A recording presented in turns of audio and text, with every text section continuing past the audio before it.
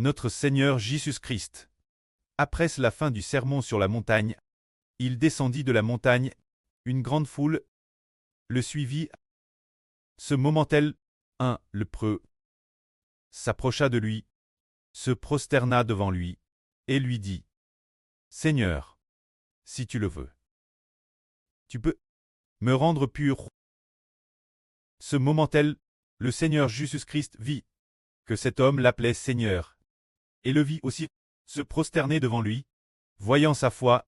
Alors, le Seigneur fut rempli de compassion, tendit la main et le toucha, en disant : Je le veux. Sois purifié. Alors, le Seigneur Jésus-Christ dit : Sois purifié. La lèpre de cet homme fut instantanément purifiée. Sa lèpre fut comptement guérie. Frères et sœurs, savez-vous, ce qu'est la lèpre, c'est tout le corps, qui est couvert de cette chair puante et pourrie. Cette chair en donc opposition. Et de plus, il y a beaucoup de ce qui pourrait être un corps puant et décompose, c'est dire que la lèpre est la pourriture de la peau du corps. La pourriture, tous ceux qui se tiennent, c'était d'un lépreux, sentent tous une odeur TRS puante, de cette chair pourrie. Alors quant aux lépreux, les gens face la lèpre devaient les isoler, devaient s'éloigner du lépreux, gardant peut-être plusieurs mètres de distance de sécurité, mais le Seigneur le toucha de sa main et dit : Je le veux. Sois purifié. En une seule parole, ce lépreux fut instantanément purifié. Il n'y avait plus aucune odeur de chair pourrie, et cette chair était redevenue saine, comme celle d'une peau saine, comme une chair normale. Ce moment-tel, le Seigneur Jésus lui dit encore : Gardez-toi de ne le dire personne. Mais va, présente-toi au prêtre et offre le sacrifice prescrit par Moïse pour ta purification, afin de prouver tous que tu es purifié. Alors le Seigneur Jésus-Christ ordonna cet homme de ne le dire personne, de ne pas raconter que c'est Jésus qui l'avait guéri. Seulement, il devait aller offrir le sacrifice pour prouver sa purification, et c'est tout. Mais quand savoir par quoi il avait été purifié? Cette affaire de purification, il ne devait pas la raconter. C'est de dire que le Seigneur ne voulait pas que l'on sache que le Seigneur avait purifié ce lépreux. Alors regardons comment le Seigneur a-t-il pu dire une parole pour que cette lèpre soit instantanément purifiée. Il a dit : Je le veux. Sois purifié. Sa lèpre, pourquoi a-t-elle été purifiée immédiatement? Parce que les paroles du Seigneur Jésus-Christ portent une autorité. Cette autorité est celle de posséder l'autorité de la puissance de la vie éternelle. Cette autorité dit : Sois purifié. Et Madame la maladie obéit au Seigneur. Par exemple, nous disons : Petit chat, viens ici. Et ce petit chat vient. Ou bien, que cette survienne, et cette survient. Alors, si notre frère Iber dit un mot, par exemple, sur Zaowan, prend des notes, elle prend immédiatement des notes. C'est comme un général qui dit : Soldat, tu dois aller vers l'est, combattre l'ennemi. Le soldat dit : Bien, général, et il y va immédiatement. Quant au Seigneur Jésus-Christ, non seulement il ordonne, et tous les anges lui obéissent. Tous les anges obéissent ses ordres. Mais Madame, les maladies obéissent ses ordres. Il dit : Lèpre, sois purifiée. Et elle est immédiatement purifiée. Si une personne meurt, alors le Seigneur dit : Mort, ressuscite d'entre les morts. Et ainsi, Madame la mort obéit. Sa voix, il en va de Madame pour le Seigneur Christ. C'est ainsi, la lèpre obéit sa voix, et est immédiatement purifiée. Quelle en est donc la raison? Par une seule parole du Seigneur, cette lèpre a-t-elle été purifiée? Nous comprenons que seul celui qui dit et la chose arrive, qui ordonne et elle existe. Il a dit que la lumière soit, et la lumière fut immédiatement. Il a dit que les eaux produisent des créatures vivantes, et ainsi, il y eut dans les eaux toutes sortes de créatures. Il a dit que la terre produise toutes sortes de plantes, et de l'herbe verte, et la terre a pu produire toutes sortes de plantes et d'herbes vertes.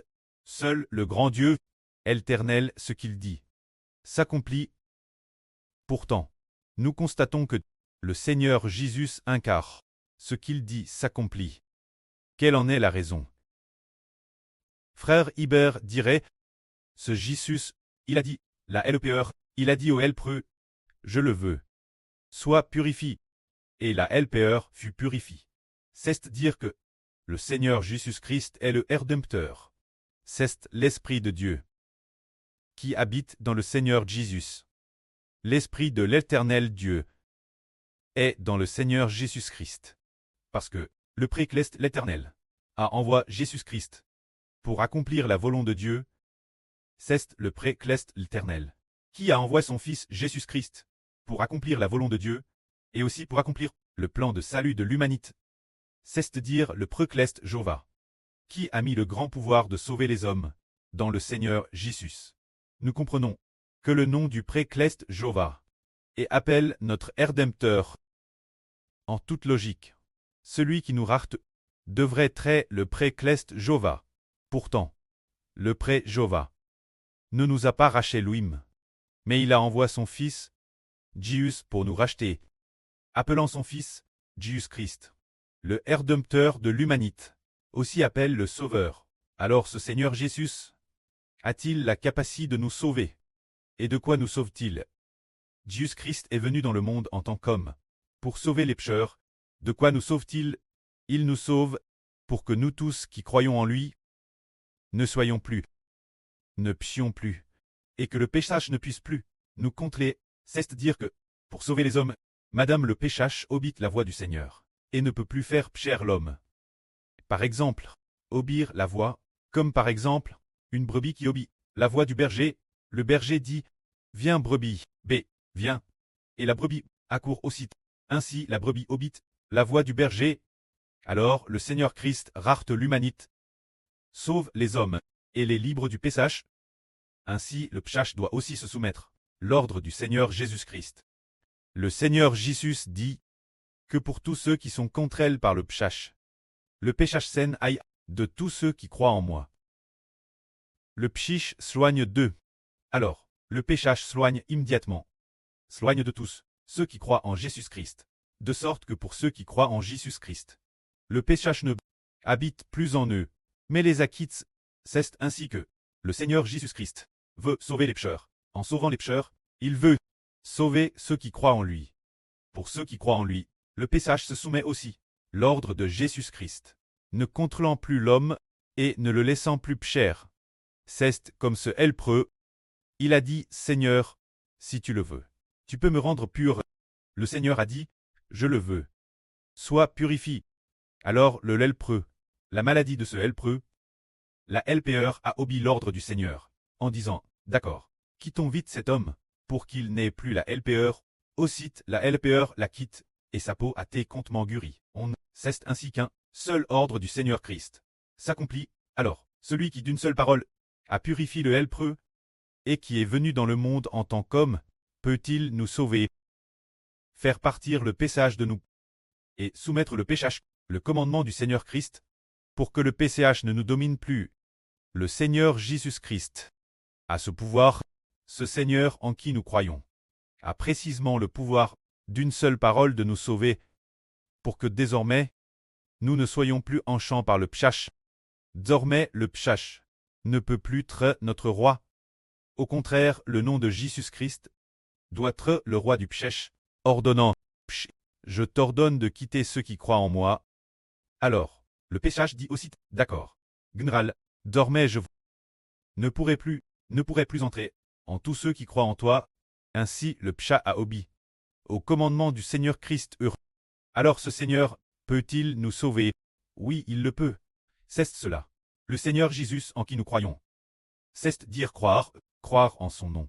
Le nom du Seigneur Jésus-Christ est une autorité et une puissance, tout comme si, c'est tout comme un grand général, un grand marshal, le grand marshal dit, car je viens au nom du marshal, je vous ordonne de vous arrêter.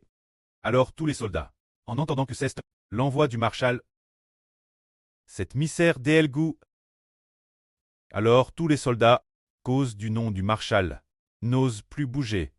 De la même manière, toutes les maladies, tous les péchasses, doivent au nom du Seigneur Jésus-Christ ne plus oser nous contre les nouveaux. C'est comme par exemple, le marshal dans la tente principale du camp militaire. Alors, un missaire, sur l'ordre du marshal, va inspecter l'arme, bien que l'arme soit très puissante. Cependant, il a le nom du marshal, ils disent. Quand il arrive, l'arme, au camp militaire, il dit, tenant dans sa main, tenant ce document, donne par le marshal, et dit, c'est l'ordre du marshal. Le marshal ordonne au général Untel d'attaquer immédiatement l'ennemi, et au général Untel d'aller immédiatement fournir des vivres au peuple. Puisque c'est l'ordre du marshal, alors tous, les généraux subordonnent obéissent, bien que le marshal ne soit pas pressant en personne. Le marshal n'est pas en personne. Mais, l'émissaire du marshal arrive, au nom du marshal, dit. Le marshal a dit telle chose, alors les généraux en dessous doivent obéir de la même manière. Ce marshal est le Seigneur Jésus-Christ. Le Seigneur Jésus-Christ est au ciel. Mais nous, au nom du Seigneur Jésus-Christ. Alors le nom du marshal peut ordonner toutes les maladies. Tous les péchas nous quittent, car le Pesach habite en nous. Le Pesach qui est en nous est l'esprit de l'ange Tchou, l'esprit de Satan, qui habite dans l'homme, et le fait pécher. Alors, nous, au nom de Jésus-Christ, n'est-ce pas comme l'ordre d'un grand marshal ou d'un envoi spécial, qui, sur l'ordre du marshal, donne des ordres aux généraux sous ses ordres, de la même manière. C'est pour cette raison. C'est pourquoi notre salut est, par le nom de Jésus-Christ. Le nom du Seigneur Jésus-Christ est plus grand que celui de n'importe quel marshal sur terre. Madame les soldats d'une arme stricte. L'intérieur, le marshal n'est pas pressant, mais il y a l'envoi spécial du marshal qui vient dans un certain camp militaire pour inspecter les troupes. Alors, tous les soldats et généraux de l'arme doivent obéir aux ordres de cet envoi, parce que cet envoi, il a du marshal, l'ordre du marshal, il y a le marshal, il vient au nom du marshal, de la même manière. Nous, au nom de Jésus-Christ, pouvons déclarer que l'homme est libre du péchage, nous, au nom de celui qui peut commander toutes choses, de lui obéir, le Seigneur Jésus.